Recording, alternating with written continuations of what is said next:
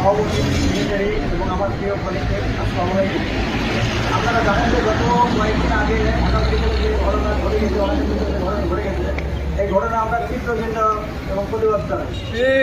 ঠিক বর্তমানে এই ফার্মাসিউটিক্যাল জগতে যে সব সেরিগুলো আছে এটা প্রত্যেকেই কিন্তু অনার্স মাস্টার্স কমপ্লিট এবং প্রত্যেকের ব্যাকগ্রাউন্ড সায়েন্স ব্যাকগ্রাউন্ড নিয়ে এটা করতেছে এবং এই প্রফেশনে ঢুকেছে। এখন বর্তমানে যে ম্যাজিস্ট্রেট আমাদের যে প্রিয় কলিগদের ঢাকা মেডিকেল থেকে গ্রেপ্তার এবং হেনস্থা করেছে, আমার বোধগম্য হয় না সেও যে পড়াশোনা করে ম্যাজিস্ট্রেট হয়েছে, যে যোগ্যতা অর্জন করেছে আমাদের ফার্মাসিউটিক্যাল রিপ্রেজেন্টেটিভ সে একই যোগ্যতা কিন্তু অর্জন করে ফার্মাসিউটিক্যাল।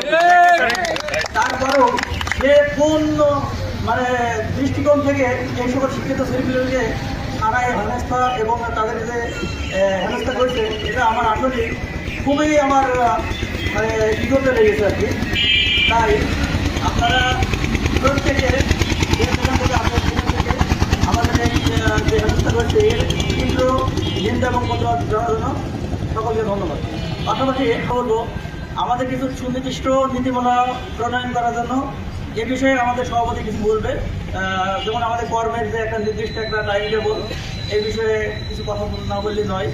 আমাদের 8 ঘন্টা যে কাজ করার কথা, সেখানে আমরা 8 ঘন্টা না, আমরা কিন্তু প্রায় মানে বের হওয়ার ইয়ে আছে, কিন্তু বাড়িতে যাওয়ার কোনো আমাদের নির্দিষ্ট টাইম টেবল নেই।